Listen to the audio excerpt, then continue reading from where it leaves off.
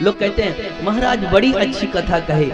मैं सच्ची बताऊं, दुनिया का कोई व्यक्ति अच्छा कथा कहे वो तो छोड़ो, इसमें कथावाचकों की कम महिमा है। इसमें भगवान के गुणगान ही इतने अच्छे हैं, इतने प्रिय हैं कि जो भी प्रेम पूर्वक इनको गाता सुनता कहता है ये इतने प्रिय हैं कि अपने आप कान को प्रिय लगते रहते हैं। इसमें भगवान के गुणगान का ही, भगवान का चरित्र की ही इतनी विशेषता है।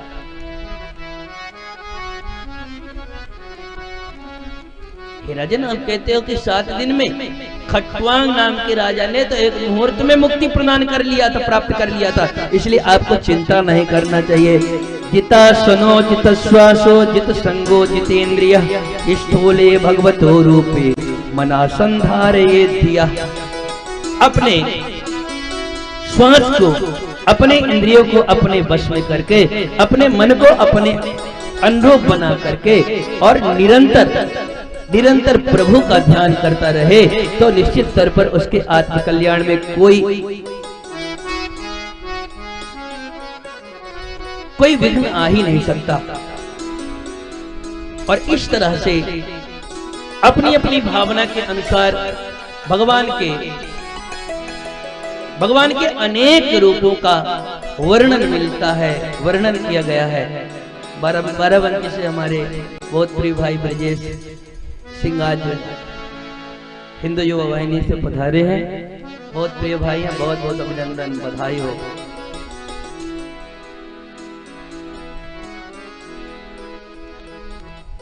मैं आप सभी को निवेदन कर रहा था कि अपने बस में अपने इंद्रियों को, मन को लगा करके और कामना के अनुसार अपने अपने जिसका जो चाहिए, अगर विद्या चाहिए तो भगवान भोलेनाथ की आप आराधना करो, धन चाहिए तो लक्ष्मी की आराधना कर दो। एक बड़ी लिस्ट प्रस्तुत किया है, परंतु किसी प्रकार की कामना हो अथवा कामना न हो, सबके लिए एक ही काम करना चाहिए। अकामः सर्व कामो वा, अकामः सर्व कामो वा मोक्ष कामः उदारधीः तीव्रेण भक्ति योगेन यजेत पुरुषः परम। सभी कामनाओं के लिए और अथवा की सभी कामनाओं से रहित होकर के भी एकमात्र भगवान श्री कृष्ण का निरंतर स्मरण करना शुरू कर दीजिए। भगवान अकेले सारे कामनाओं को पूर्ण करने में समर्थ है, इसलिए भगवान का ध्यान करना चाहिए। सृष्टि का विषय कृष्ण को उत्तर देते हुए श्री सुखदेव स्वामी ने कहा, राजन सर्वप्रथम ये अद्भुत कथा, यहाँ मनुष्य तो कथा सुनते ही सुनते हैं पर जीव जंतु भी कथा सुन रहे हैं।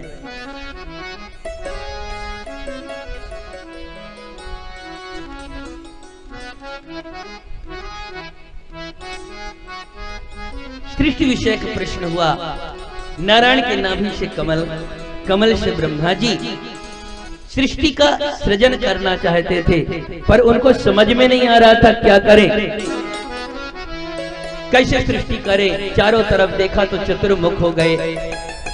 पता लगाने के लिए नीचे उतरने लगे, कुछ पता नहीं चला तो जाकर के बैठ गए। अपार जल राशि में जल आपस में टकरा रहे थे, तो उन टकराहटों से 2 शब्द सुनाई पड़ा, षोडश मेघ विंशय। वर्णमाला का 16वां और 21वां, षोडश मतलब 16वां, एक विंश मतलब 21वां। आप जोड़ करके देख लेना, काखा गाघा जब पढ़ना तो उसमें देखना 16वां अक्षर ता है और 21वां अक्षर पा है। तप शब्द सुनाई पड़ा, ब्रह्मा जी तप करो। ब्रह्मा जी तप पर लगे।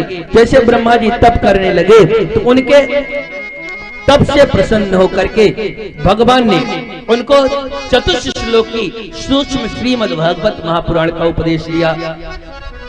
अहमेवा समेवाग्रे नान्यत् यत् सत् परम पश्चादहं यदोतच्च यो वशिष्येत सोम्य हम।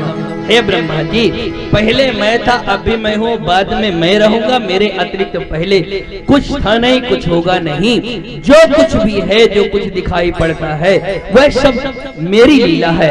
हितेर्तम यत् प्रतीयेत न प्रतीयेत चात्मनि तद विद्यादात्मनो मायाम यथा भासो यथा तमः। सब जगह भगवान ने अपनी व्यापकता का, अपने स्वरूप का चतुश्लोकी श्री भागवत महापुराण में अपना ज्ञान करवाया है। दिव्य ज्ञान को पा करके श्री ब्रह्मा जी सृष्टि को करने में समर्थवान हो गए और सब में वही भगवान हर जगह समाहित है। भगवान ने अपना महिमा बताया, सब जगह मैं ही मैं हूं।